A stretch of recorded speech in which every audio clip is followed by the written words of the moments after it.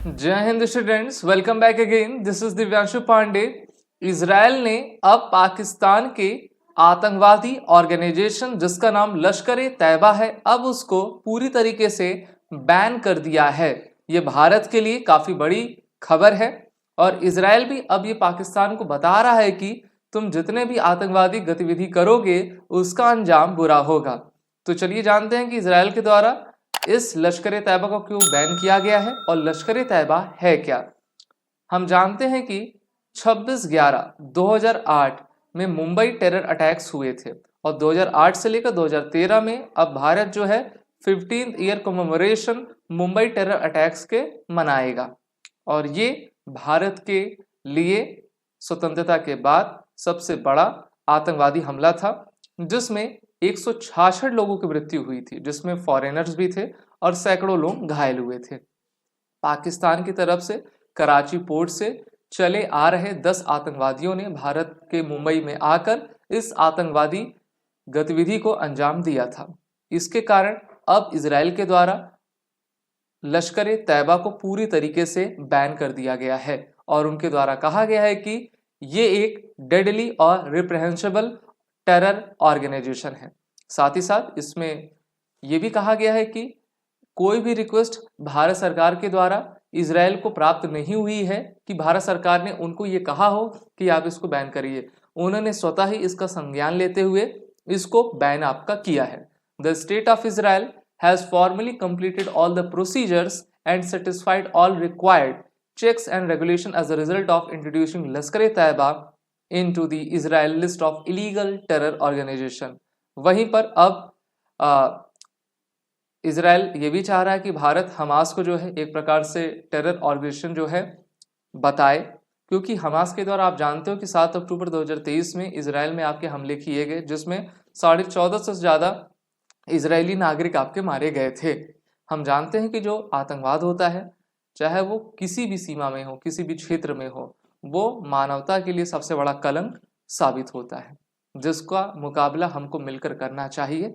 और पाकिस्तान, हमास जैसे जितने भी टेरर आउटफिट्स हैं, ये न्यूसेंस हैं और एक प्रकार से ये मानवता के ऊपर धब्बा है। अगर हम लश्कर-ए-तैयबा को देखें तो इनके जो आतंकवादी भारत में आए थे, एक का नाम तो आप अच्छे से जानते होंगे जिसका नाम था कसाब, अजमल कसाब। 10 में से 9 को मार दिया जाता है, एक को जिंदा पकड़ा जाता है, उसके 3-4 साल के बाद उसको आपका फांसी दी जाती है।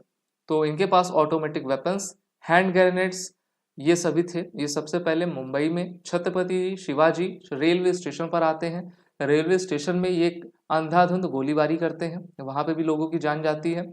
उसके बाद popular Leopold cafe, hospital, theatre में जाकर ये आतंक फैलाते हैं। और इसके बाद मुंबई की सड़कों पर चलते हुए इनके द्वारा नरीमन हाउस, ओबरॉय होटल और ताजमहल पैलेस में ये लोगों को बंधक बनाते हैं। एनएसजी वहाँ पर जाती है। आपको याद होगा हमारे सबसे उत्कृष्ट मेजर संदीप उनिकृष्णन, वो भी इस हमले में आपके शहीद होते हैं और मुंबई पुलिस के कई अधिकारी, कई कांस्टेबल, जवान भी इसमें मारे जाते हैं। तो काफ़ी भारत को जो है इसमें नुकसान झेलना पड़ा था, लेकिन उस समय भारत ने काफ़ी टफ डिसीजन पाकिस्तान के विरुद्ध नहीं लिए थे। और उसी समय से आपको याद होगा दिसंबर 31, 2008 में भारत ने NIA, नेशनल इन्वेस्टिगेशन एजेंसी भी बनाई थी। लश्कर-ए-तैयबा 1990 में इसका जन्म होता है कुनवर प्रोविंस, अफगानिस्तान में।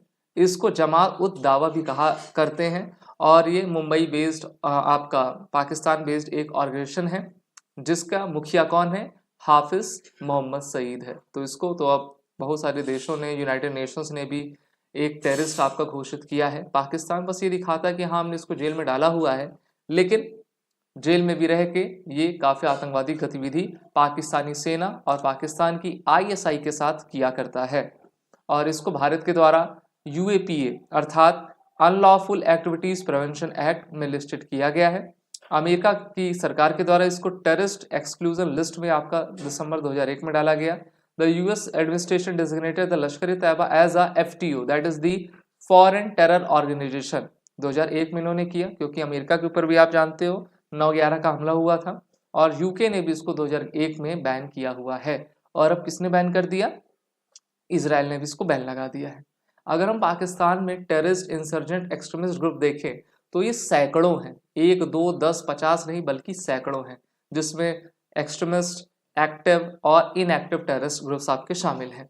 अब ये होते क्या हैं, तो वहाँ पे हम जानते हैं कि निरक्षरों की कमी नहीं है और सभी लोग जो है एक मजहबी नारे लगाते हुए भारत के खिलाफ गजवा हिंद करने की जो है एक सपना देखते हैं, लेकिन उनका सपना सपना ही रह जाएगा। और हम जानते हैं कि वो इतना डिस्परेट थे जब भारत आर्टिकल 370 को 2019 में हटा रहा था।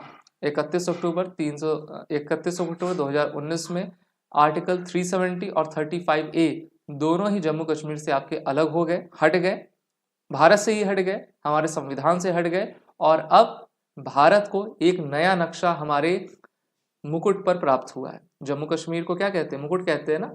तो देख लीजिए, जम्मू कश्मीर जो येलो पार्ट है और स्काई ब्लू वाला पार्ट आपका लद्दाख है। तो लद्दाख को एक अलग सी यूटी बना दी गई, जम्मू कश्मीर भी अभी यूटी है। ये कहा जा रहा है कि जम्मू कश्मीर को राज्य बनाया जाएगा, लेकिन केंद्र शासित राज्य रहेगा, जैसे कि दिल्ली है, क्योंकि हम जानते हैं वहाँ पे जो पॉलिटिकल सिस्टम रहता है कहीं ना कहीं वो एक्सट्रीमिज्म को सपोर्ट किया करता है। लद्दाख की पहले से मांग थी कि लद्दाख को जो है एक अलग से यूटी बनाया जाए, जिससे कि यहाँ पर जो इंफ्रास्ट्रक्चर डेवलपमेंट का कार्य है वो तेज गति से आपका बढ़ सके। तो अभी का जो पीओके है वो पूरा आपका लद्दाख में कवर हो जाता है, उसको भी भारत जल्द ही आपका लेगा। ले लद्दाख में तो आता ही है, और दोनों ही भारत के अभी यूटीज़ हैं, दोनों में आपकी काफ़ी शांति चल रही है। और इस प्रकार से भारत जितने भी आतंकवादी गतिविधि वाले संगठन हैं उन पर कार्रवाई कर रहा है, चाहे वो FCRA हो, UAPA हो या फिर अदर हमारे जितने भी लीगल रूट्स होते हैं, इसमें इजराइल का साथ मिल रहा है। और भारत को भी चाहिए कि भारत भी हमास को अपनी तरफ से प्रतिबंधित करे। आप सभी defence aspirant SSB crack exam के इंटरव्यू और रिटन कोर्सेज में इनरोल हो जाइए, जिससे कि आपको बेहतरीन तैयारी करने का मौका इस प्लेटफॉर्म से मिलेगा। WAR10 कोड का यूज करें, जिससे कि आप 10% का डिस्काउंट लेकर हमारे कोर्सेज में इनरोल हो सकें। कोर्स की लिंक नीचे डिस्क्रिप्शन में दी गई है। जय Hind and best of luck. अगर आप एक डिफेंस एस्पिरेंट हैं और SSB interview, NDA, CDS, FCAT जैसे एग्जाम्स के लिए प्रिपेयर कर रहे हैं, तो आप SSB क्रैक एग्जाम्स के कोर्स को चेक करना ना भूलें। आप हमारी लर्निंग एप्लीकेशन को Google Play Store से भी डाउनलोड कर सकते हैं।